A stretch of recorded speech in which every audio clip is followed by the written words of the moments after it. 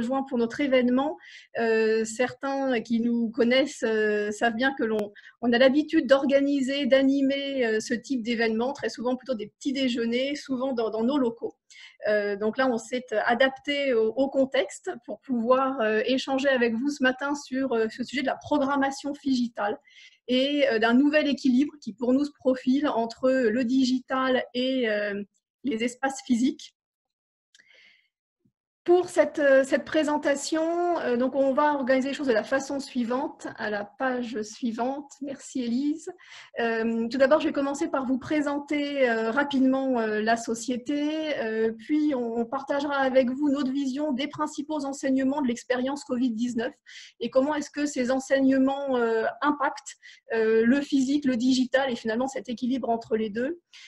Puis nous aborderons la question des challenges qui nous paraissent importants de relever pour l'immobilier et enfin ce que peut apporter le digital et tout son intérêt pour l'ensemble des projets. Donc, je commence avec la présentation de la société.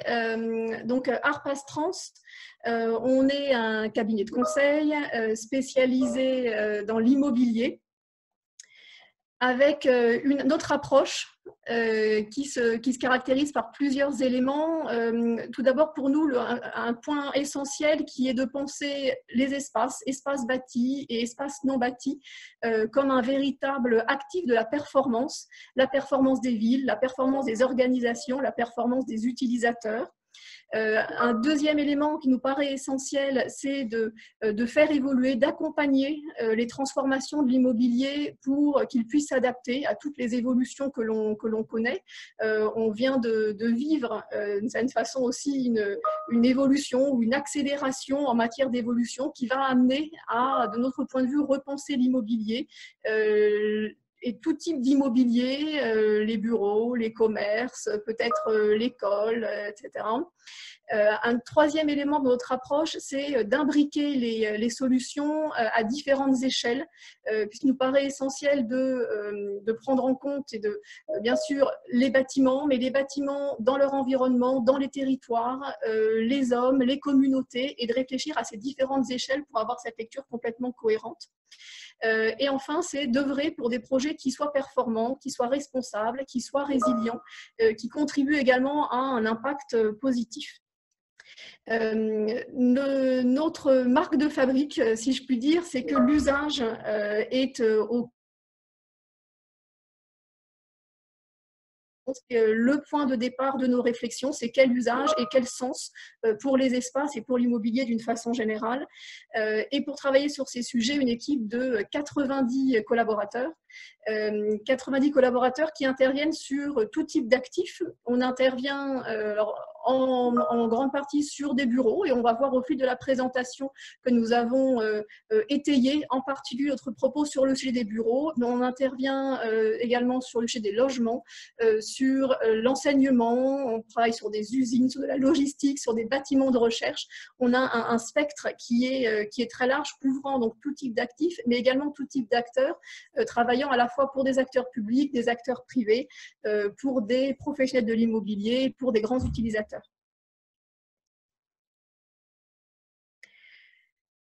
Si on continue du coup la présentation, pour répondre à cette approche, à ces différents éléments, nous sommes organisés en 4 pôles d'activité. Le pôle conseil et innovation que je pilote, pôle qui intervient à différentes échelles, à la fois une échelle de parc immobilier, dans le cadre de réflexion pour élaborer des stratégies et des politiques immobilières. On intervient également à l'échelle de quartier, à l'échelle de sites, notamment dans le cadre de la réalisation de schémas directeurs. Et bien sûr, nous intervenons à l'échelle des bâtiments en prenant en compte l'usage comme clé de voûte de la performance et en prenant en compte également la nécessité d'intégrer les nouveaux modes de vie, les nouveaux modes de travail, les nouveaux modes de collaboration et alliant le physique et le digital, et ça va être tout l'objet de notre présentation aujourd'hui. Autre pôle d'activité, le pôle développement durable, pour développer des stratégies et des projets qui soient économes en ressources, faiblement émetteurs de carbone, des projets qui soient résilients. Le design et l'aménagement pour des espaces qui concourent également à la qualité de vie des collaborateurs, pour la performance des organisations et aussi porter et faire écho à la culture, et bien sûr pour pouvoir mettre en œuvre et déployer les nouveaux modes de travail. Et également la biodiversité et la biophilie pour reconnecter l'homme avec la nature, pour protéger le vivant et lui redonner une place dans notre environnement, et mieux intégrer les bâtiments dans leur environnement et mieux faire coïncider finalement les espaces bâtis, les espaces non bâtis et la place du vivant dans tout cet écosystème. Pour tout ça, on est une équipe, donc, comme de 90 personnes, qui est complètement pluridisciplinaire, avec des ingénieurs, des architectes d'intérieur, des designers, des écologues, des thermiciens, des sociologues, j'en oublie, mais une diversité de profils qui nous permettent d'aborder les projets avec l'ensemble des points de vue. Nos axes stratégiques organisés également autour de 4 piliers. On l'a vu aussi au travers de nos pôles, l'importance de la transition environnementale, l'adaptation au changement climatique qui est un des axes essentiels, la santé, le bien-être par l'immobilier, ou comment l'immobilier contribue à la qualité de vie, contribue à la santé et au bien-être de ses occupants. On l'a vu dans la période qui vient de s'écouler, pour ceux qui ont un travail tertiaire, on est passé d'un cadre bâti tertiaire à un cadre bâti chez soi. Et finalement, c'est un autre cadre bâti, mais toujours un cadre bâti. On passe 80% de sa vie à l'intérieur de bâtiments, d'où l'importance que l'immobilier contribue à la santé et au bien-être de ses occupants. Pour nous, la transformation digitale, qui est également un axe stratégique, ou comment le digital a transformé nos modes de vie, nos modes de travail, nos modes de consommation, et comment il permet également de répondre à un certain nombre de nouveaux usages qui évoluent et qui continuent à évoluer, qui ont été sans doute accélérés aussi par ce que l'on vient de vivre, donc avec une évolution qui se poursuit. Et enfin, la biodiversité et la biophilie et le vivant qui, là, pour nous, doit être imbriqué et intégré dans l'ensemble des projets.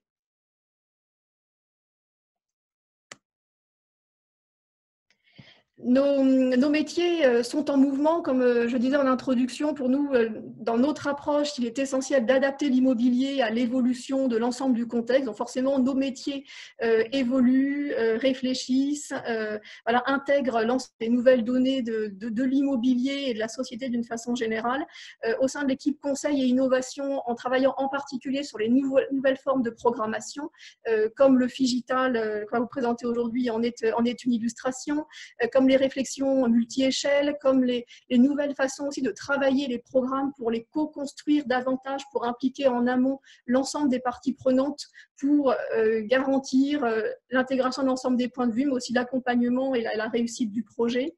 Un deuxième élément, c'est le défi des ressources aussi, comment réfléchir à une meilleure utilisation des lieux, à une chronotopie, à une diversité d'usages qui permet de valoriser et de mieux utiliser finalement l'ensemble des espaces et d'économiser les ressources.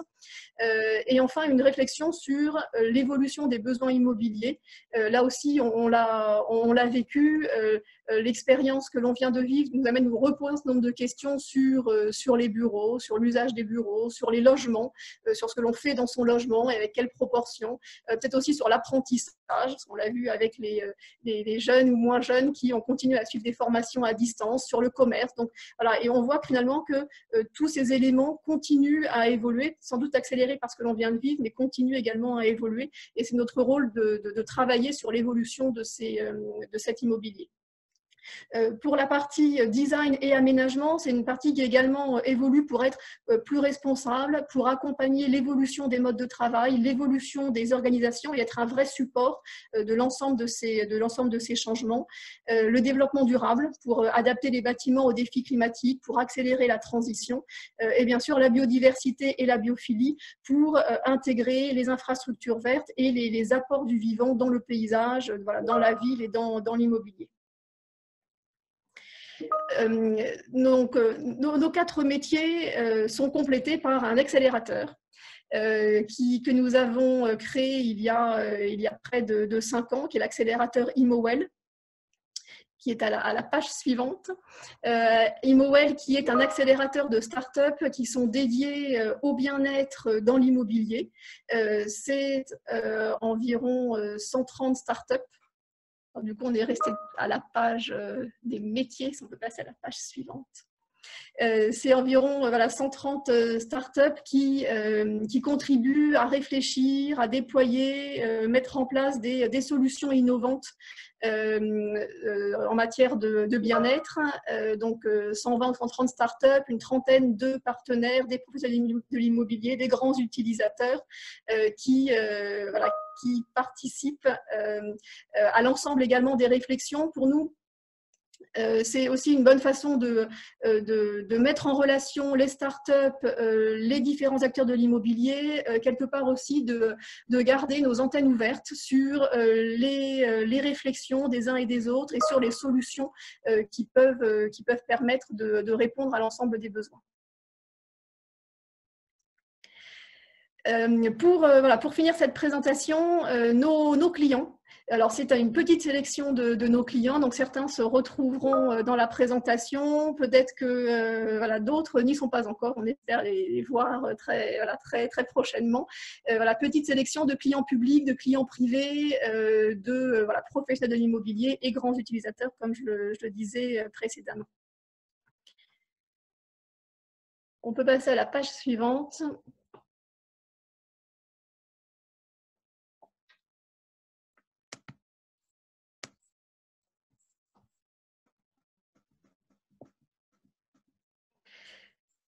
Alors, en attendant que la page arrive, on est également très fiers de pouvoir dire que nous sommes Bicorp, que l'on est même la première entreprise spécialisée dans l'immobilier qui soit certifiée B-Corporation en France, qui atteste que nous répondons à un certain nombre d'exigences sociétales, d'exigences environnementales, de gouvernance et également de transparence, qui sont énormément de sujets sur lesquels nous travaillons avec nos clients et pour lesquels on est très fiers de pouvoir aussi nous l'être appliqué à nous-mêmes dans un esprit aussi, un esprit vertueux.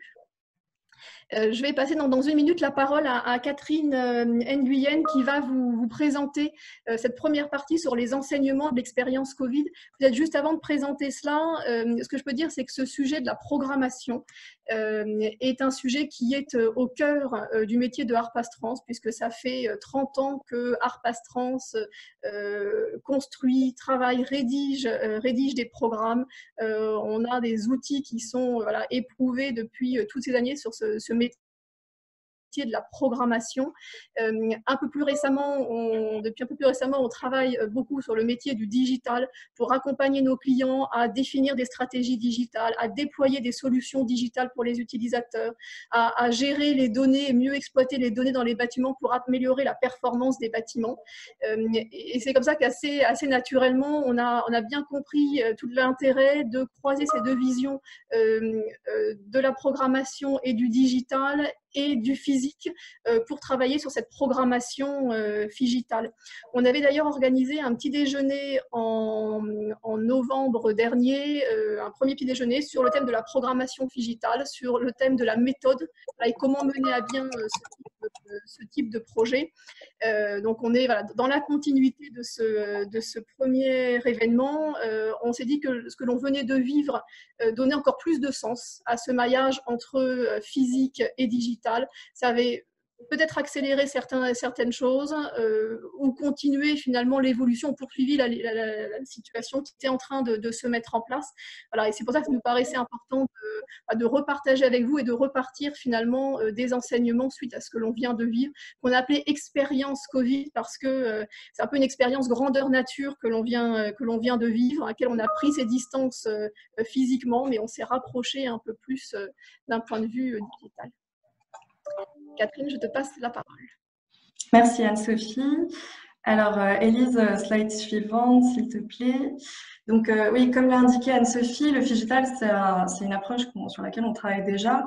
Cependant, la situation exceptionnelle du Covid nous permet d'avoir vraiment un laboratoire à taille et à temps réel sur les besoins de flexibilité. Donc, on va revenir un peu dessus en détail. Donc, la crise, elle a impacté tous les secteurs de la vie et de l'économie. Elle a vidé nos bureaux, elle a fermé nos magasins, elle a fermé les lieux d'apprentissage, que ce soit les écoles, les universités, les lieux d'apprentissage en alternance, et également les espaces physiques, en fait, tous les secteurs de la vie quotidienne. Cependant, dans cette crise globale, il y a quand même des entreprises qui ont réussi à s'en sortir, qui étaient les entreprises qui avaient à la fois une stratégie physique et une stratégie digitale, donc qui s'appuyaient sur un modèle flexible grâce à un modèle transactionnel digital, par exemple, mais avec une valeur physique, par exemple des espaces de stockage, des lieux de production, comme par exemple Deliveroo, Airbnb ou Amazon. Et en lien direct avec l'immobilier, c'est des solutions plus digitales également, comme Gymlib, qui est une plateforme de réservation d'espaces sportifs, ou Bloom at Work, qui est un service de suivi RH via une application, qui ont pu contribuer à un haut niveau de maintien de service grâce à la flexibilité qu'offrait le digital. Et du coup, on se rend compte que cette double stratégie, physique et digitale, dans tous les secteurs de l'économie, aujourd'hui, elle existe déjà et elle a permis à ce que la vie continue un petit peu pendant cette expérience Covid. Et du coup, dans l'immobilier, on a quand même le fait que ces solutions aujourd'hui, c'est soit des solutions de service, par exemple des casiers connectés, des choses comme ça, ou alors plutôt des solutions transactionnelles, par exemple ce qu'on disait Airbnb, qui sont popularisées. Nous, la question qu'on va essayer d'aborder aujourd'hui, c'est de savoir comment cette double stratégie, qui est maintenant au cœur d'une économie performante, va s'intégrer dans les bâtiments et comment les bâtiments vont être un support de flexibilité pour pouvoir être optimisés grâce à cette double approche. Alors du coup, dans cette expérience Covid, il y a quand même deux échelles à retenir. Il y a ce que le Covid nous apprend directement et comment est-ce qu'on va transformer nos espaces demain pour pouvoir se déconfiner progressivement et très rapidement. Et il y a aussi, dans une expérience vraiment long terme, la crise que ça a été, qui aurait pu être une crise environnementale, économique ou sociale, qui nécessite du coup de repenser nos modèles pour qu'ils soient le plus flexibles possible. Donc, du coup, si on passe à la slide suivante, s'il te plaît, Elise. Ah, je pense qu'elle est passée, mais moi, en tout cas, je ne la vois pas. Du coup, comme je le disais, la crise Covid, elle a touché tous les secteurs et tous les secteurs ont dû se réinventer. Donc, il y a eu les cours en ligne, les cours de sport à distance également, la distribution de repas, la livraison de colis en pied d'immeuble et sans contact. Cependant, ces moyens d'adaptation à la crise, ils n'ont pas été bénéfiques à tous les secteurs de l'économie et ni bénéfiques dans tous les moyens aujourd'hui de performance. Et ça a créé de l'inconfort, des inégalités, ça a réduit parfois de la productivité et de l'accès à des services. Cependant, dans le cas du tertiaire, on a quand même une approche différente, puisque les changements, ils semblent avoir été plus profonds, puisqu'ils répondent à des demandes aujourd'hui que les usagers ont sur le télétravail et présentent également des avantages pour les entreprises d'un point de vue économique et flexible, et également d'occupation des bureaux. Du coup, on va revenir plus principalement vraiment sur le cas du télétravail aujourd'hui. Donc, si on passe à la slide suivante, ce que nous apprend la crise du Covid dans le secteur tertiaire, c'est qu'il y a eu une vraie inversion du rapport télétravail et présentiel. Et on se rend compte que maintenant, les Français, ils aiment télétravailler et ils ont intégré ça à leur mode de vie et ont des nouvelles attentes. Il y a un sondage qui a été effectué auprès de 3000 salariés pendant le confinement, parmi lesquels 70% étaient en télétravail pendant le confinement et pourtant 90% n'avaient pas l'habitude de le pratiquer avant. Et pourtant, à la fin du confinement, il y a 62% de ces salariés qui souhaitent poursuivre le télétravail. Et du coup, on se rend compte qu'il y a vraiment une évolution dans ces pratiques et qui fait que maintenant, on veut transformer notre rapport présentiel-télétravail, donc peut-être être plus chez nous ou ailleurs que sur nos lieux de travail. Nous, on a confirmé cette étude parce qu'on a mené une petite étude auprès des professionnels de l'immobilier dans notre réseau et 60% des interrogés ont indiqué qu'ils souhaitaient revoir les pratiques de télétravail à la hausse par rapport à ce qui a été fait avant le confinement. Cependant, cette révision à la hausse, disons, il ne faut pas qu'elle soit faite dans n'importe quel contexte, puisque dans cette même étude, il y a 73% des interrogés qui indiquent qu'ils sont mal équipés pour faire du home office. Du coup, il y a deux attentes maintenant qui se posent.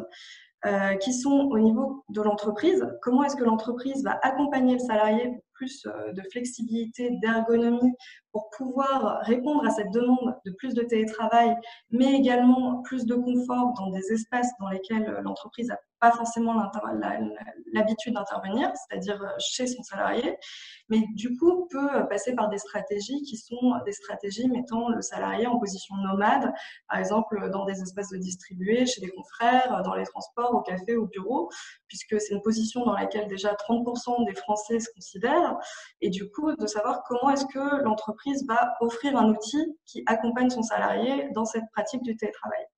Et du coup, la deuxième question qui se pose, c'est pour l'entreprise, maintenant que son salarié ne vient plus sur son lieu de travail, de savoir quelle est la surface dont il a besoin réellement dans cette nouvelle stratégie, par exemple de flex office ou de télétravail, et quels sont les usages qu'il va développer pour que son salarié ait envie de venir sur son lieu de travail.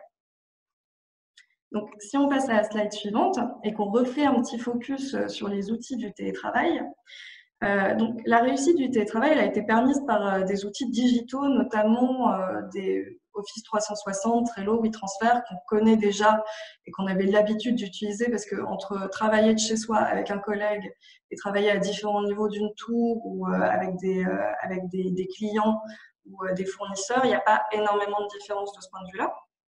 La seconde catégorie, ça a été la catégorie des outils de visio et de communication qui ont connu leur avènement, disons, durant le confinement, qui permettaient de faire des réunions à deux ou de discuter ou faire des webinaires comme aujourd'hui de manière assez performante, ou alors qui, même dans d'autres secteurs, comme le secteur de l'éducation, ont permis le maintien des cours à distance et ont donné un nouveau rôle au professeur qui, du coup, maintenant peut enregistrer son cours et, par exemple, bénéficier d'autres heures pour accompagner ses élèves sur du tutorat plus spécialisé. Cependant, il y a quand même des choses que le digital n'a pas réussi à combler, par exemple le travail en collaboration. Je pense que tout le monde dans ce webinaire a dû déjà se retrouver dans une conversation, dans une réunion de travail collaboratif avec Klaxoon, Miro ou Mural, et que cela n'ait pas fonctionné comme il le souhaitait, soit parce que l'outil n'a pas fonctionné à cause de problèmes de connectivité, ou alors tout simplement par rapport à un manque de relations directes, parce que finalement à distance c'est quand même beaucoup plus difficile d'embarquer des interlocuteurs dans un acte de co-création, parce qu'on ne transmet pas le même message, on ne transmet pas la même énergie, on ne cible pas les points durs de compréhension plus facilement. Et du coup, on a quand même ce besoin d'être ensemble pour travailler sur des sujets qui sont plus de collaboration.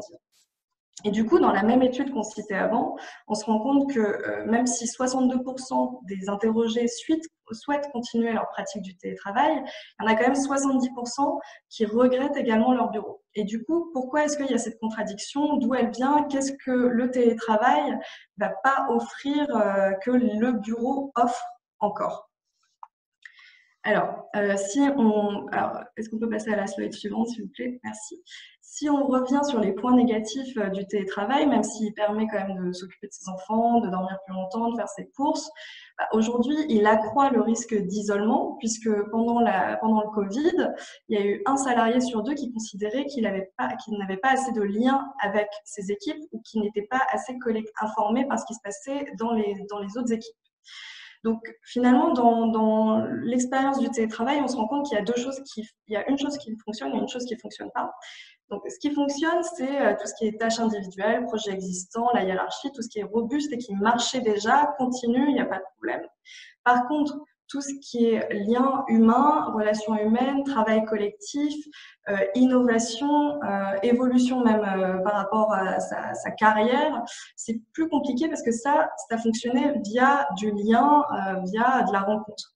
Et du coup, tout ce qui est, disons, installé, on est plus productif. C'est pour ça qu'il y a des chiffres de productivité qui ne cessent d'augmenter quand on est en télétravail. Mais par contre, sur une vision long terme, là, c'est beaucoup plus compliqué de se projeter. Et ce risque d'isolement pour le salarié aujourd'hui, il accroît ce qu'on appelle le désengagement.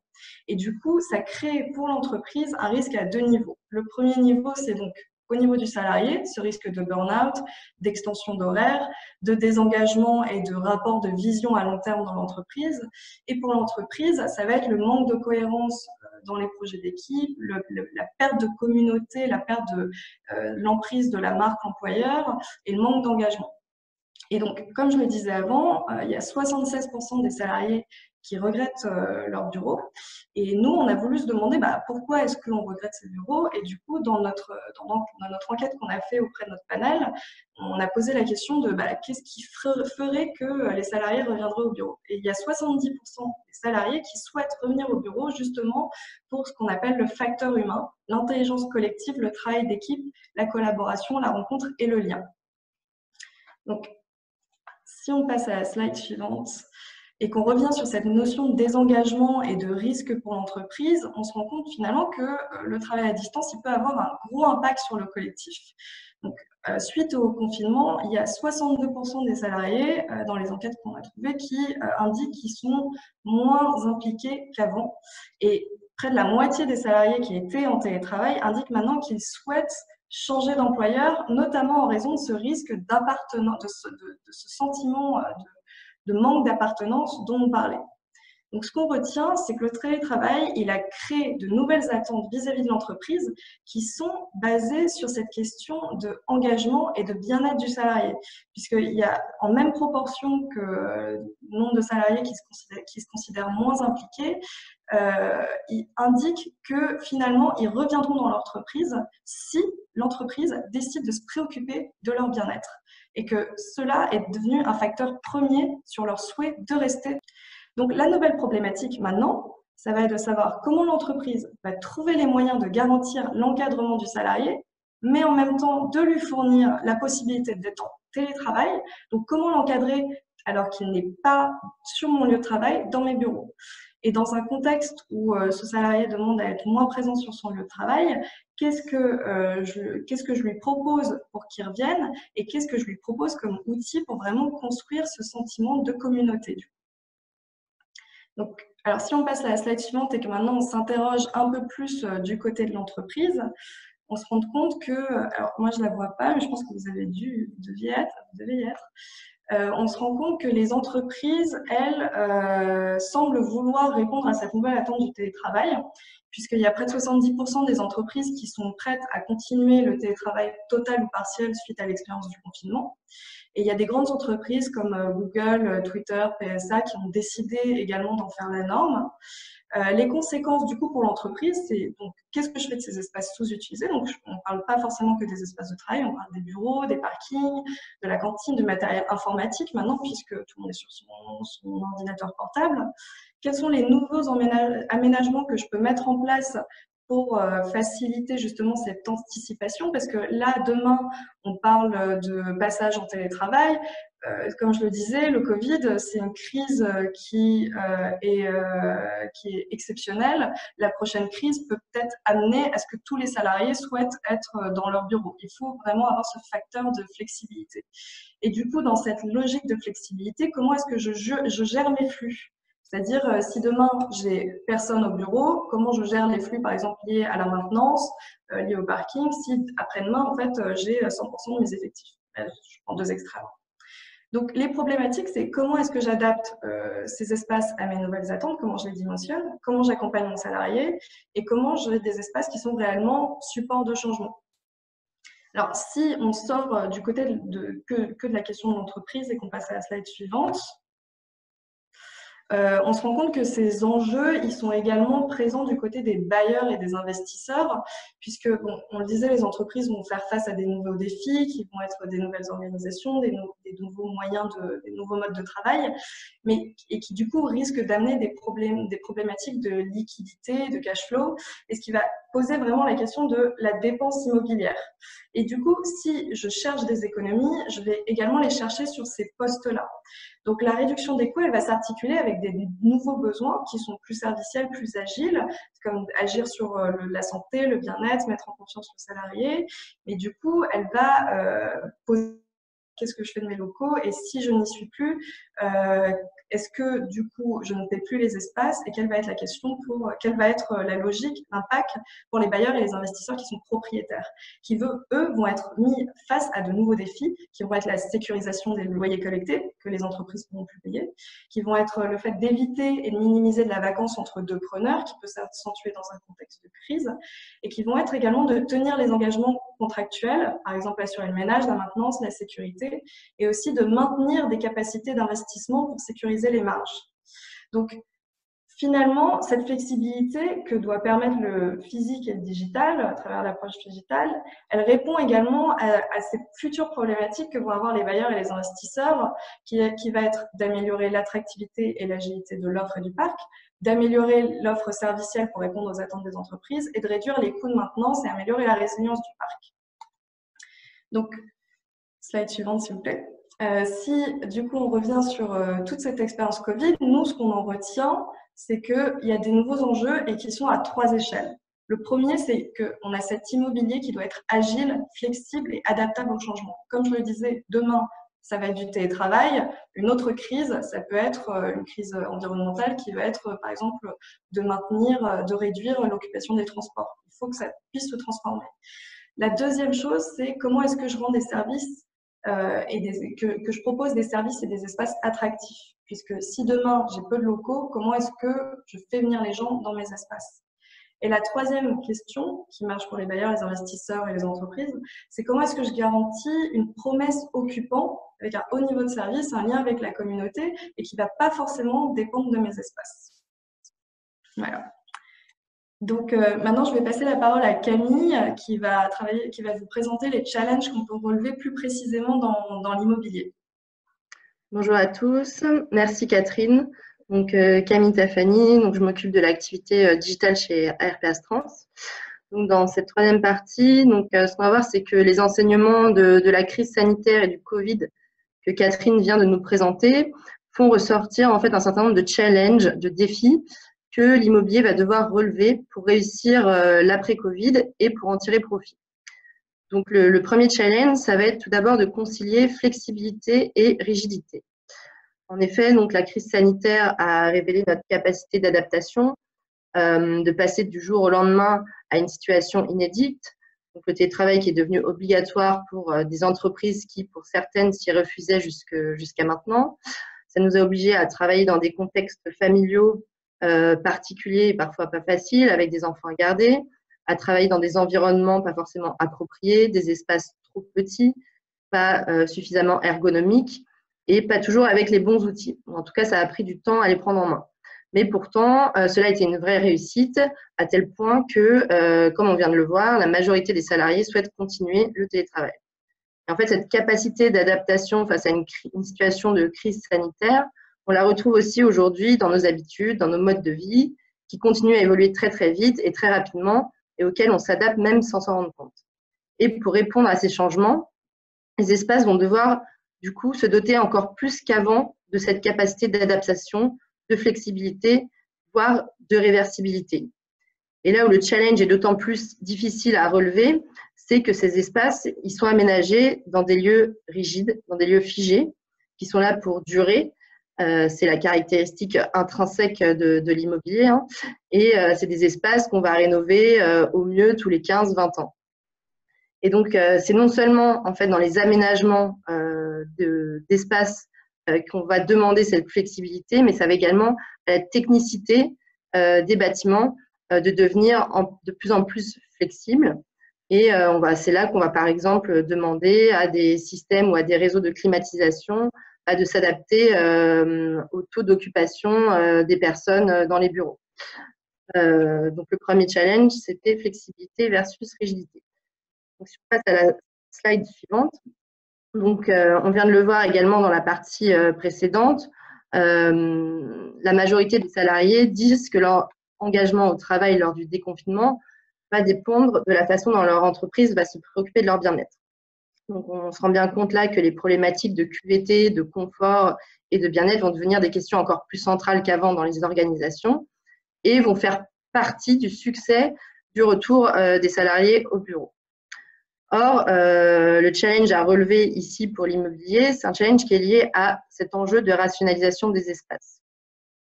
En effet, aujourd'hui, pour répondre aux enjeux environnementaux qui sont toujours fortement présents, on cherche toujours à construire moins, on cherche toujours à rénover davantage, mais également à éviter l'étalement urbain. Et aussi parce que le télétravail va prendre une place de plus en plus importante, eh bien, les organisations vont devoir intensifier l'usage des lieux pour optimiser les espaces sous-utilisés. Et donc, dans ce contexte, on peut s'interroger sur comment on va pouvoir continuer à garantir le bien-être des collaborateurs dans des espaces qui vont être nécessairement plus denses et plus intenses.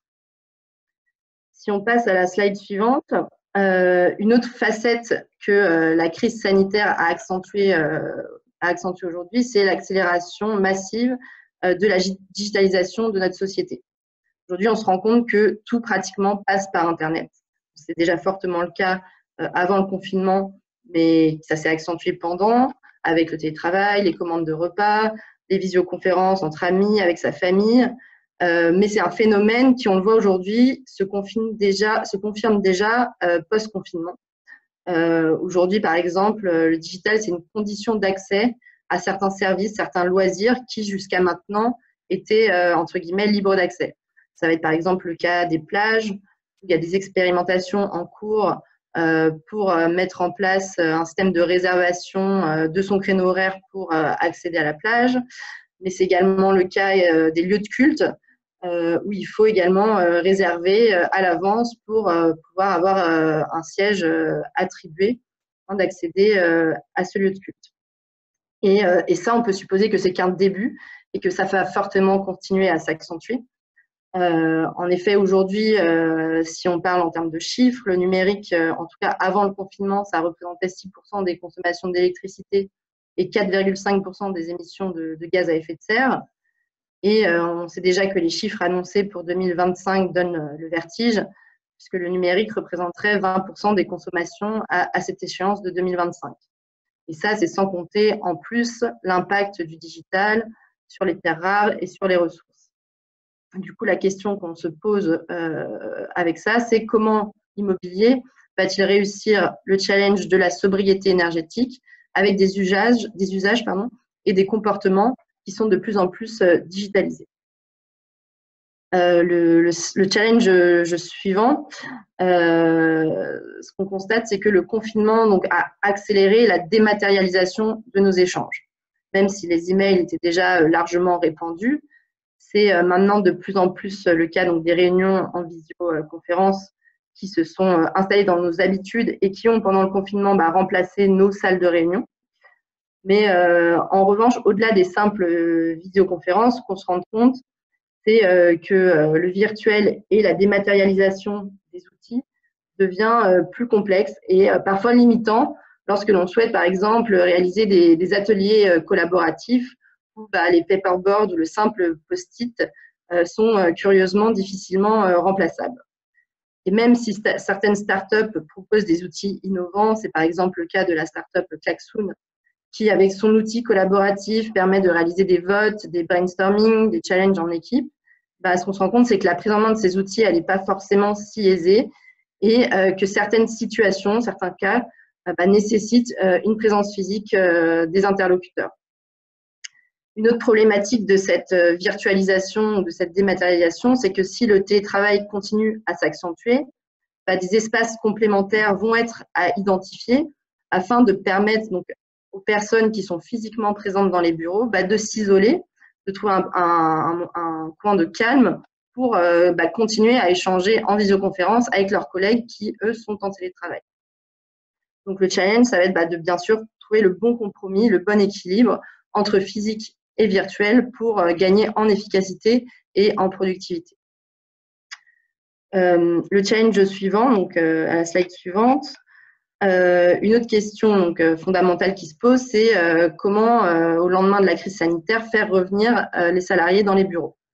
Donc, avec ce qu'on a vu dans la partie précédente, c'est qu'on sait déjà l'importance que vont prendre les espaces collaboratifs, les lieux de rencontre, pour recréer le lien social, la convivialité, la cohésion des équipes. Mais comment faire tout en appliquant les mesures de distanciation et tout en protégeant les salariés des risques sanitaires? Certes, avec le télétravail qui continue, les espaces de bureau vont être moins occupés, mais c'est dans ces espaces de partage et d'échange, tels que par exemple les tisaneries ou les espaces de restauration, que le challenge va être plus difficile en fait à relever. On va passer ensuite au dernier challenge. Donc, comme on l'a vu également avec Catherine, 50% des télétravailleurs déclarent avoir envie de changer d'employeur. Ce qu'on constate, c'est que le sentiment d'appartenance aux organisations a été perdu, entre guillemets, pendant cette période de confinement. Et il y a un gros défi des organisations aujourd'hui de renforcer cet attrait pour la marque employeur. L'entreprise va avoir besoin nécessairement de réenchanter, de donner envie. Et ça va passer en partie par la personnalisation et le design des espaces qui vont permettre de faire ressortir ce sentiment d'appartenance et cet attrait pour la marque employeur. C'est par exemple ce qui est illustré sur la slide que vous avez sous les yeux avec l'entreprise Lego et ceux qu'ils ont très bien réussi à faire. Ce qu'on constate chez Lego, c'est que les gens sont fiers, sont contents d'aller travailler. Il y a une vraie émulation et une passion qui se crée autour de la marque et qui passe en partie également par la personnalisation des espaces.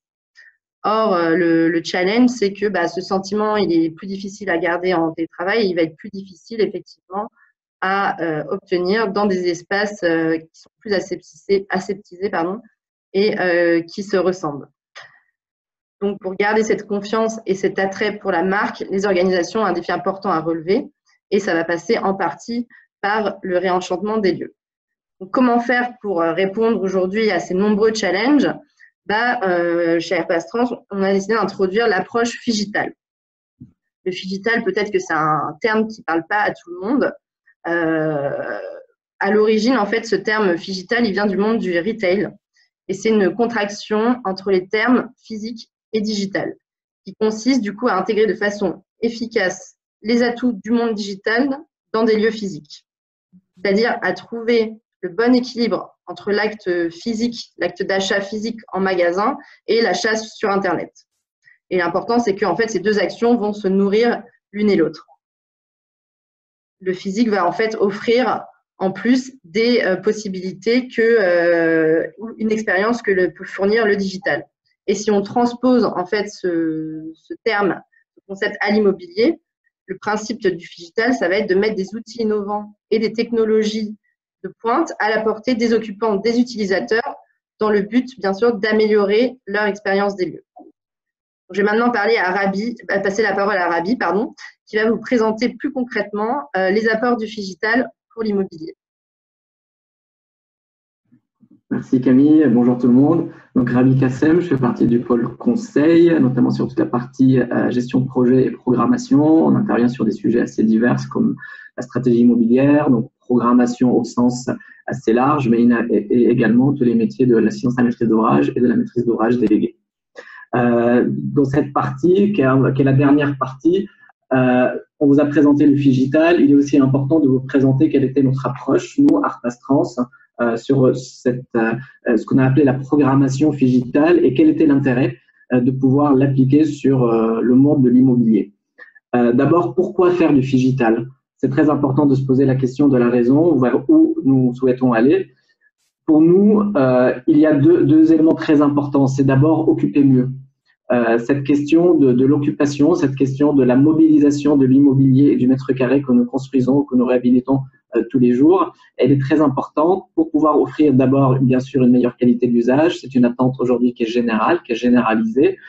Pour faire des bâtiments résilients et frugaux, évidemment, à l'aube d'une crise climatique peut-être qui nous attend, à toute l'évolution du contexte autour de nous, c'est important d'insister sur cette notion de résilience. Le lien social est toujours au cœur des réflexions, animer les lieux, les communautés, pouvoir permettre l'interaction permanente, aller au-delà du bâtiment et transcender les lieux. En termes d'usage, on va revenir tout à l'heure dessus.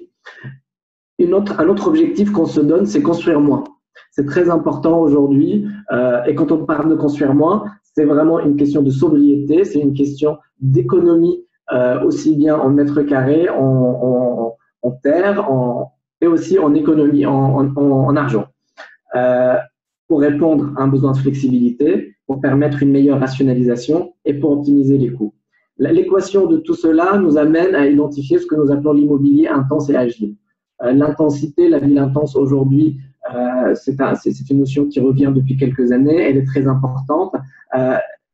C'est réussir une combinaison de construire mieux, moins, répondre à tous les paradoxes qui sont évoqués au-delà, mais de chercher quand même une densité raisonnée. Dense ne veut pas dire intense. Et dans l'autre sens, ça ne marche pas non plus. Donc, vraiment chercher là où mettre le bon curseur, dans la bonne intelligence, afin de répondre au mieux aux attentes. Aussi, la notion d'agilité. Elle peut être parfois en paradoxe avec la question de l'immobilier. Qu'est-ce qu'un immobilier agile? Aujourd'hui, la crise du Covid a mis encore plus on exerce cette importance, cette nécessité d'avoir une certaine agilité dans la gestion de son parc. Elle peut être une agilité contractuelle, c'est une agilité aussi spatiale, pouvoir mobiliser mes espaces en fonction du besoin et la quantité d'espace s'adapte en fonction du besoin. C'est une notion qui est hyper importante et à laquelle le Figital peut répondre. Si on passe à la slide suivante, de quelle manière approcher cette programmation Figital? Nous avons un point de départ. Ce point de départ, depuis le temps que nous faisons de la programmation et de cela il y a déjà plusieurs années, nous sommes toujours partis de l'usage. La question de la maîtrise d'usage dans la programmation, elle est essentielle et on y a ajouté aussi le service. C'est cette combinaison d'usage et service qui aujourd'hui devient notre point de départ. Nous ne pouvons plus envisager une démarche de programmation si nous n'arrivons pas à nous projeter dans une sorte de scénarisation des usages, des services qui sont attendus, de l'imbrication entre ces deux éléments. Et ce n'est qu'à partir de ce moment-là où nous pouvons identifier quelles sont les performances et comment nous déclinons ce qu'on appelle un programme, ce qu'on appelle cette recherche de performance, description de besoins et des exigences à atteindre. Point de départ, usage et service. À partir de là, nous allons chercher ce triptyque que nous avons identifié, en tout cas selon 3 axes. Il faut répondre aux besoins bâtimentaires. On va essayer de répondre aux besoins en outils digitaux, mais nous ajoutons également un 3e axe, c'est l'interface entre les systèmes. Aujourd'hui, pour pouvoir réussir une démarche de programmation Figital, ces 3 triptyques sont hyper importants. Le digital ne remplacera en aucun cas le physique et ça reste notre porte d'entrée et nous insistons là-dessus. Les outils digitaux, c'est un calque qui vient se rajouter, mais qui est pensé depuis le départ pour pouvoir mieux optimiser et mieux penser le physique. Et pour pouvoir faire marcher tout cela, la question de l'interface, la question de la donnée également est très importante. Comment faire marcher tous ces systèmes-là ensemble? Quels sont les apports? Qu'est-ce que nous permet le Figital à travers l'immobilier? Donc, si on passe à la slide suivante, avant tout, on l'a vu dans les paradoxes, en tout cas dans les challenges que l'immobilier doit porter aujourd'hui. On l'a vu dans le retour d'expérience par rapport au Covid, la question du lien est centrale. Elle est centrale, qu'elle soit sur un niveau de productivité, de travail, se réunir ensemble pour essayer de produire, de faire des livrables, pour réfléchir ensemble, mais elle est aussi hyper importante dans un lien plus social, dans une communauté, pour pouvoir faire une pause par exemple. Cette notion de travailler ensemble, elle évolue et l'immobilier physique, par moment, il va être en peine pour répondre à ce besoin-là. Le digital tout seul, on a vu que faire des réunions tout le temps en visio ne marche pas non plus, alors que la combinaison des deux va pouvoir mieux répondre en fonction, on l'a tous expérimenté en ce moment par exemple, en fonction des types de réunions que nous faisons. Il y a des réunions qui s'adaptent mieux à une visio. Pourquoi? Parce qu'on est peut-être dans une revue d'opération où chacun présente sa partie, où la partie d'échange, elle est peut-être un peu moins importante, alors que faire un groupe de travail ou faire une réunion de brainstorming, elle est beaucoup plus compliquée en visio. Donc on voit bien, il y a toujours un curseur à mettre et en fonction du type de besoin, on va répondre soit en physique, soit en digital. Si on passe à la slide suivante, le lien, très important, mais on a vu qu'il y a des nouvelles attentes qui émergent. Elles sont par exemple confortées par la crise de Covid. C'est la notion du bien-être. Aujourd'hui, penser l'immobilier et le penser autour de cet objectif qui est celui du bien-être de l'occupant, qu'il soit salarié, qu'il soit habitant, qu'il soit élève dans un lycée. Cette notion du bien-être, elle est très importante. Et si on revient sur la question de l'immobilier de l'entreprise, nous allons parler de la notion d'engagement. Plus le bien-être est garanti, mieux on améliore l'engagement des collaborateurs envers leurs entreprises. Aujourd'hui, on a mis quelques exemples des solutions qui ont été présentées. Par exemple, il y a des applications autour de ce qu'on a appelé le baromètre RH. Des grands groupes ont pu mettre en place ce genre d'applications qui permettent, dans une approche un peu plus globale, d'abord de travailler sur la notion de savoir où on est par rapport à l'état d'esprit des salariés, par rapport à leur engagement, par rapport au lien qui est mis en place. Il y a toutes les applications du bien-être que l'entreprise, et on a vu que l'expérience de Covid a confirmé cela, certaines entreprises pouvaient mettre en place des dispositifs physiques relatives au bien-être, ça peut être une salle de sport, ça peut être de salles de repos. À partir du moment où nous sommes passés sur un autre mode de fonctionnement, les applications ont su très bien s'adapter pour pouvoir proposer, même à distance, toute une série de services liés à la méditation, au bien-être, au sport. Donc ça, c'est quelque chose qui est très important. À côté de cela, nous avons aussi vu l'émergence, par exemple, d'applications qui permettent à mieux organiser l'équilibre vie personnelle et vie professionnelle, avec des créneaux à établir, avec une limitation de nombre d'appels, une sélection des appels qui peuvent arriver pour effectivement pouvoir mieux gérer cette charge de travail ou cette charge mentale qui est induite par les nouveaux modes de travail. Si on passe à la slide suivante, on a parlé du lien au sens large tout à l'heure. Si on se concentre vraiment sur le lien social et sur l'interface entre ce lien social et le bâtiment. Aujourd'hui, l'approche digitale, elle a cet avantage de permettre de programmer des lieux de vie, de rencontres et d'échanges qui vont aller bien au-delà du bâtiment lui-même et qui vont aller dans une chronologie beaucoup plus importante en fonction des temps, en fonction des jours, en fonction de la durée dont on attend. On va également pouvoir offrir toute une série de services qui sont en lien soit avec des espaces physiques, par exemple réserver sa place ou réserver son repas au restaurant d'entreprise, mais aussi pouvoir recevoir un colis sur son lieu de travail. D'autres apports du digital, toujours à l'interface et du bâtiment et du lien social qui est plus large, l'approche digitale permet au bâtiment de s'ouvrir à d'autres communautés, à s'ouvrir sur la ville et aussi à permettre à la ville, aux habitants, au voisinage, de pouvoir rentrer finalement dans nos bâtiments. La cour d'école et qui devient un lieu de rassemblement du quartier, le bâtiment, une salle de réunion d'un bâtiment tertiaire qui devient une salle de réunion pour une association de quartier le soir. Donc on voit bien, ça crée de liens et ça permet de diversifier l'usage, de l'organiser et de pouvoir mieux encore répondre à ce besoin. Si on passe à la slide suivante.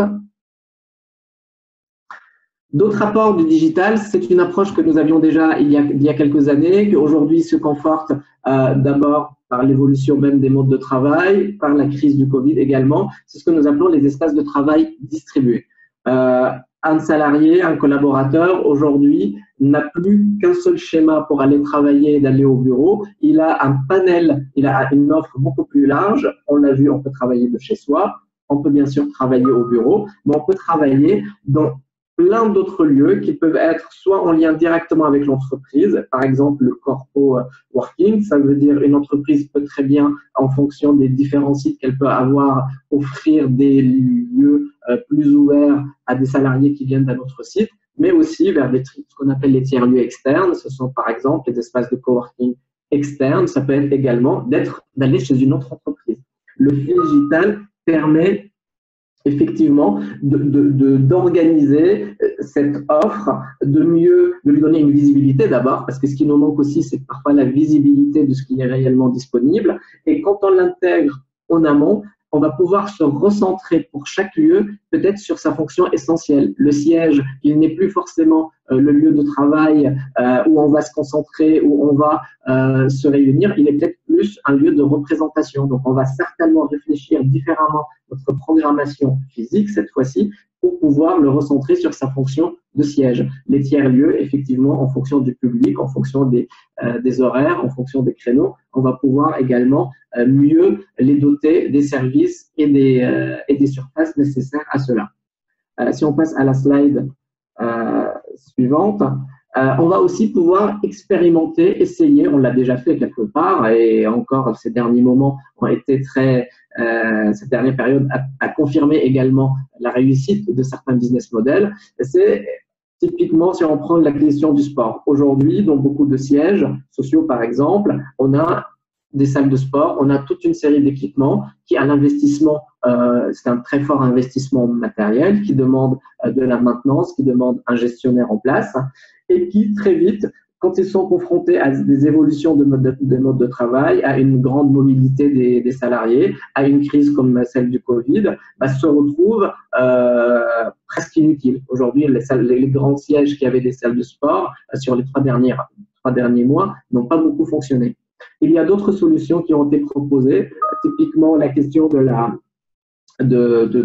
des applications comme Gymlib, par exemple, qui est aujourd'hui expérimentée, essayée d'ailleurs chez plusieurs entreprises. Elle su beaucoup plus rapidement s'adapter. Elle permet d'offrir une offre, de mettre à la disposition des salariés une offre beaucoup plus large et elle est peut-être plus résiliente, plus adaptable, plus agile pour pouvoir en permanence répondre en tout cas aux attentes du moment.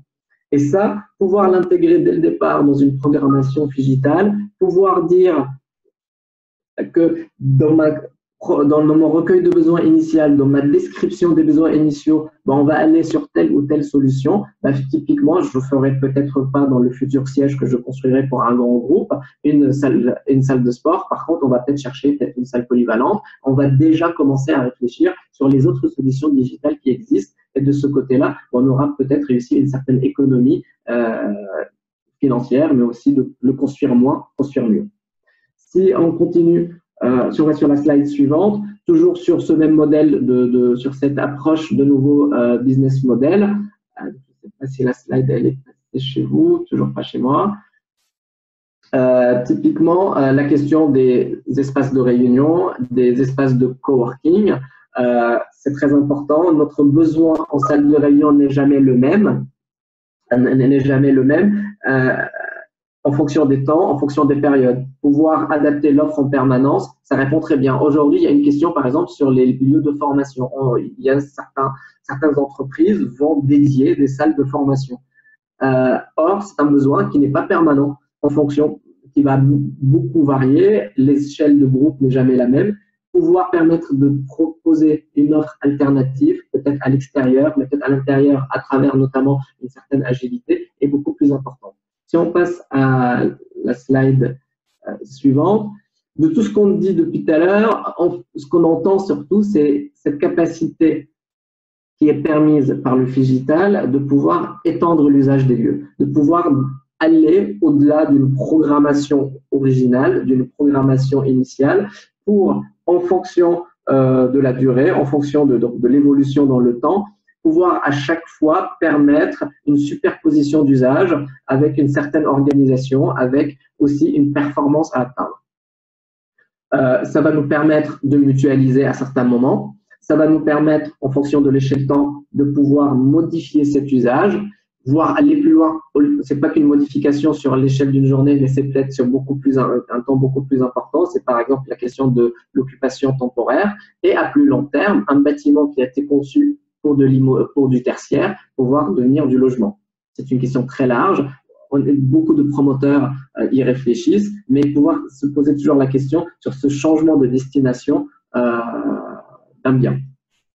Si on va à la slide suivante, donc là c'est plutôt des exemples pour illustrer, et c'est des exemples qui existent déjà, donc ce ne sont pas que des projections. Par exemple, à l'échelle d'une journée, imaginez que le parking d'une entreprise puisse servir le soir, soit pour un parking pour les résidents, ça existe déjà, mais également comme un lieu de pratique sportive. On va faire du roller, on va faire du vélo, on va apprendre à son fils de faire du vélo sur un parking qui n'est pas occupé. Mais pour cela, aujourd'hui, ça se fait, ce n'est pas des usages que nous inventons. Le Figital va permettre, en intégrant en amont et dès la programmation de ce parking initial, la capacité de pouvoir le mobiliser, c'est peut-être des gestions des accès, c'est certainement une qualité d'éclairage, là où l'éclairage réglementaire du parking, il est à un certain niveau. Si on imagine d'autres usages qui viennent se plaquer le soir, effectivement, on va peut-être augmenter le niveau d'éclairement. Donc, et là, l'approche Figital, si elle intègre dès le départ cela, dans l'écriture même du programme, on va définir toutes ces performances à atteindre. Si on passe à la slide suivante, donc là, par exemple, sur une autre échelle de temps, par exemple, à la semaine, là, nous avons pris l'exemple, c'est notre ce qu'on appelle le work café, donc ce sont nos bureaux qui nous manquent un peu en ce moment chez ARP.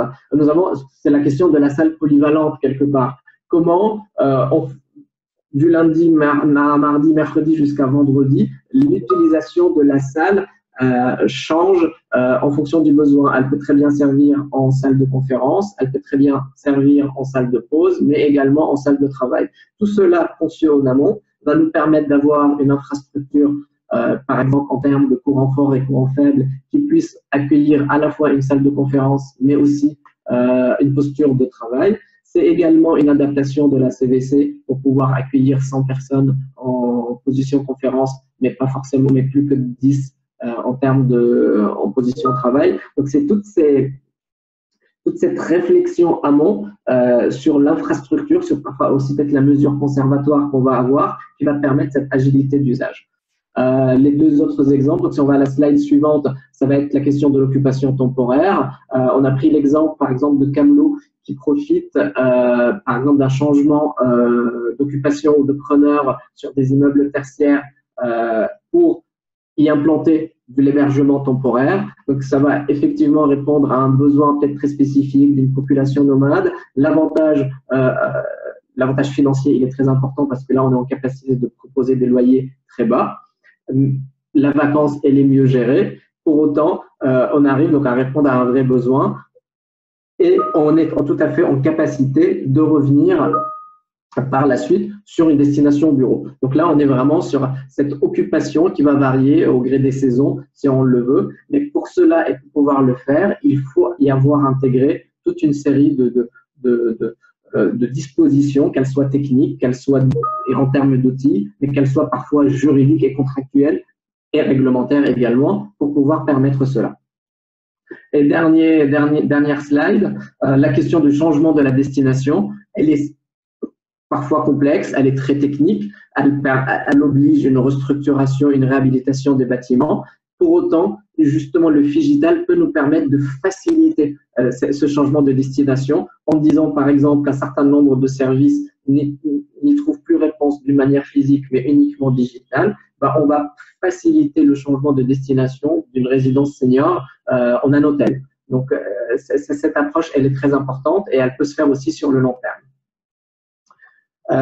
Pour finir sur cette approche Figital, dans le premier petit déjeuner que nous avions fait il y a quelques mois, nous avions explicité de manière beaucoup plus détaillée toute la méthodologie que nous avions mis en place et que nous avons déjà commencé à travailler sur plusieurs projets. Ce qui est important pour nous, on ne va pas rentrer aujourd'hui dans la méthodologie, c'est de dire que pour pouvoir quand même travailler cette approche Figital, il faut qu'elle soit structurée, il faut qu'elle réponde à une méthode et il faut aussi qu'elle se questionne sur son impact. Nous avons structuré notre grille de lecture aujourd'hui, notre approche Figital. Elle est selon 3 axes qui sont très importants: le sociétal, tout ce qui est environnement et santé, et tout ce qui est organisationnel et économique. Nous cherchons à chaque fois de rechercher et d'identifier et d'écrire la performance qui va répondre à chacun de ces enjeux. Une fois nous avons identifié les enjeux, pour nous, ce qui est important également, c'est d'identifier les échelles. Donc, l'articulation entre 3 enjeux, mais également 3 échelles différentes: l'échelle de la communauté, l'échelle de l'aménagement, des aménagements et l'échelle du bâtiment.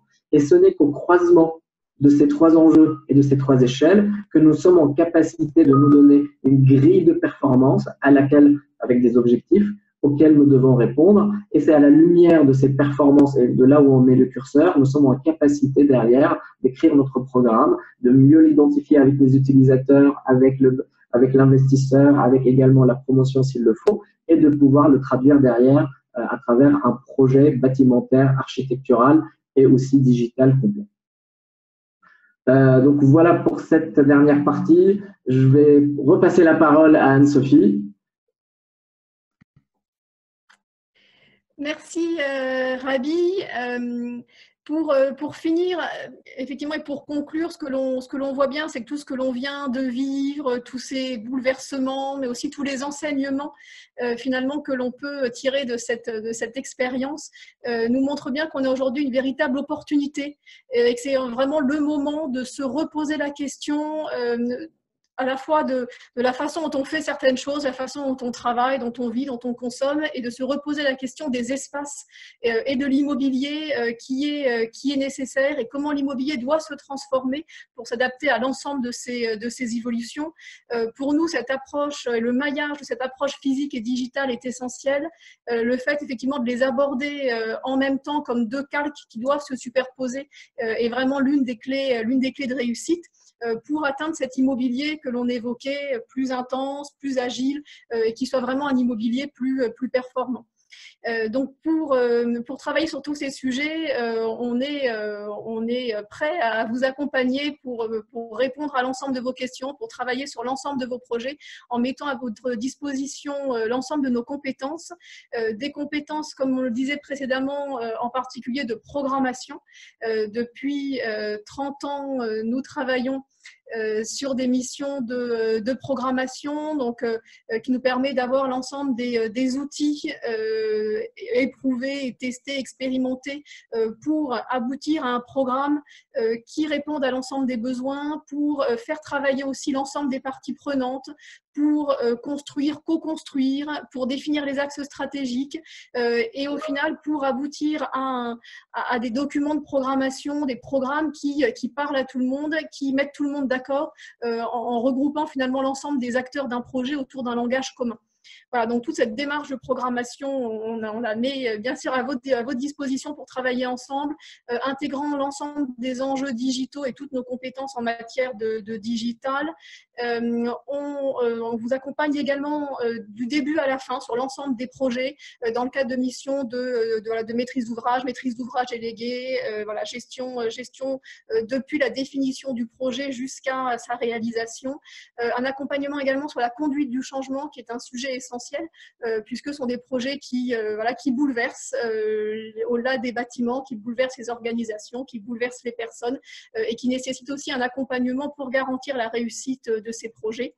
Voilà. Et également, on met en œuvre un certain nombre de méthodes, des méthodes innovantes, des méthodes de brainstorming, de design thinking, de co-construction qui permettent vraiment de rallier et de fédérer l'ensemble des acteurs autour des projets.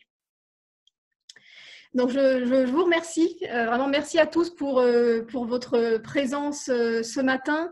On a fait le tour de notre présentation. On a alors notamment une question qui a été posée. Il nous reste quelques minutes. On avait pris l'engagement de vous libérer à 12h15. Donc, on a quelques minutes pour prendre une ou deux questions. Et après, on sera ravis de poursuivre les échanges avec tous ceux qui le souhaitent en fonction de vos attentes.